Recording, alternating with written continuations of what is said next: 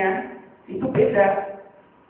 Matahari mengelilingi pusat galaksi, bumi bersama bulan mengitari matahari, dan bulan mengitari bumi. Jadi sampai kapan pun tidak akan bertemu. Itu makna astronomi. Jadi dari segi dalil yang digunakan oleh sahabat kita di Muhammadiyah yang melatar belakangi wujudul hilal itu mestinya tidak tepat. Jadi saya mengkritisi bukan pada hisabnya. Silakan bisa dilakukan karena itu juga sudah umum seperti kita di PRC juga menggunakan hisab. Tapi hanya kriteria wujudul hilalnya ini yang bermasalah. Dari segi dalilnya, isyarat dari surat Yasin ayat 40 itu kurang tepat. Nah, lalu kalau begitu, kalau bukan kriteria wujudul hilal, kriteria yang mana yang akan dipakai? Nah, ini yang sebagai titik temunya. Kalau kita mengotot hanya mau hisab yang murni saja, tidak ada hisab yang murni itu. Setiap hisab, ketika kita menentukan tinggi bulan sekian, jarak bulan sekian, kita selalu dituntut untuk menentukan awal bulan.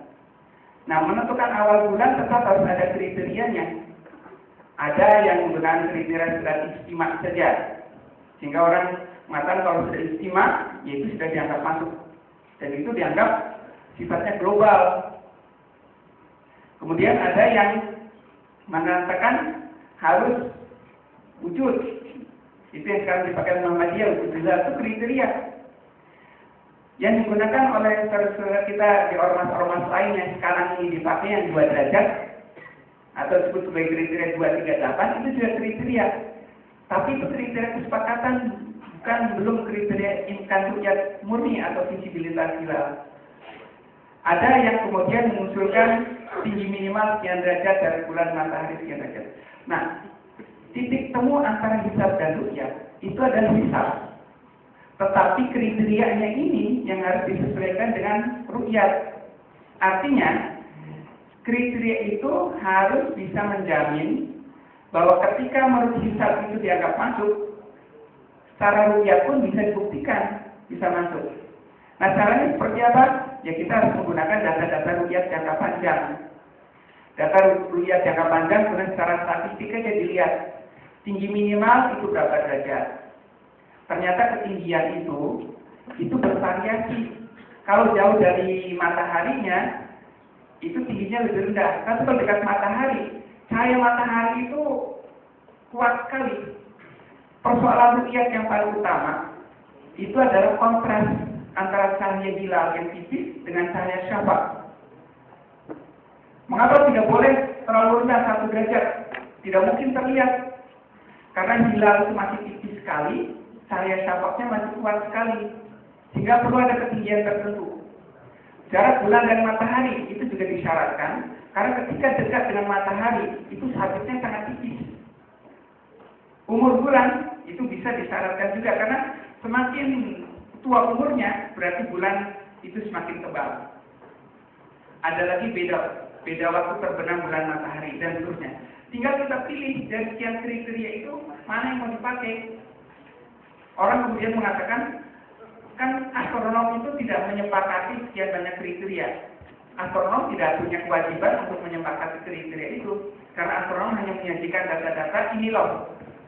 Prasyarat atau dari data-data hilal itu bisa terlihat itu kalau tingginya sekian, lebar sabit sekian, menit busur, umurnya sekian, jarak bulan matahari sekian. Mana yang mau dipakai, itu silakan para penggunanya. Sama halnya dengan kriteria waktu sholat. Jangan kira waktu sholat itu kita bersepakat, tidak. Kriteria waktu sholat sudah bermacam-macam. Waktu asar itu di Eropa menggunakannya ketinggian panjang bayangan itu 2 kali panjang benarnya. Tapi di Indonesia yang dipilih 1 panjang benarnya, bahkan ditambah dengan panjang benar waktu zuhur. Isya diambil 18 derajat. Subuh ini yang paling banyak berbeda. Di Indonesia diambil minus 20 derajat. Waktu itu beberapa saudara kita di komunitas kiblat itu mengatakan itu terlalu awal kalau minus 20. Ada yang mengatakan minus 16, minus 15 di Arab Saudi, minus 19 di Mesir, minus 19. Tapi kemudian kita mengambil satu kriteria dan ini tidak disebut lagi. Karena dari sekian banyak pilihan kemudian kita mengambil satu kriteria dan itu yang diambil. Nah, ini yang sekarang sedang diupayakan supaya tadi 3 syarat supaya kalender kita menjadi kalender yang mapan. Batas wilayah kita sudah sepakat lah. Satu wilayah NKRI ini dulu. Kemudian kalau tadi Pak Samsul Anwar menginginkan secara global supaya nanti hari hukum itu bisa seragam, itu kita sepakati tergantung nanti otoritasnya. Karena kriteria itu dan juga otoritas yang menentukan itu kondisi sekarang harus otoritas negara.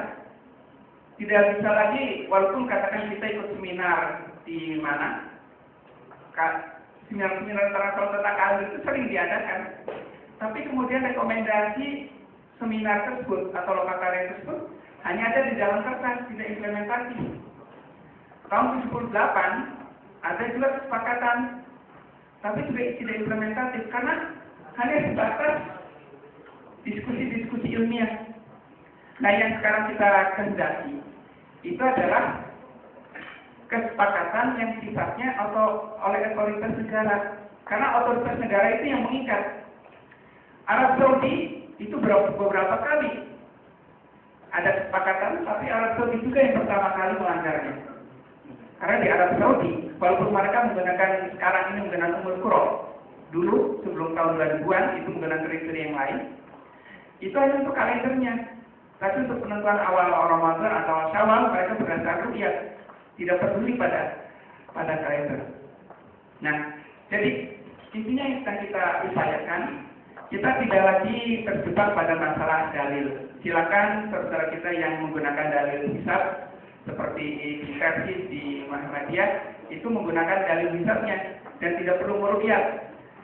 Saudara kita di NU yang masih menganggap ruqyah itu bagian dari ta'abudi, itu silakan juga melakukan itu. Tapi kalau kriteria hisabnya ini disesuaikan dengan ruqyah, itu yang insya Allah akan menghasilkan antara kalender yang kita buat dengan hasil ruqyah itu insya Allah akan sama. Contohnya, kalau misalkan awal Syawal kemarin atau penentuan Syawal kemarin, maka kalau kita yakin betul nanti akan seragam. Karena dari segi kriteria imkan ruqyah sudah masuk.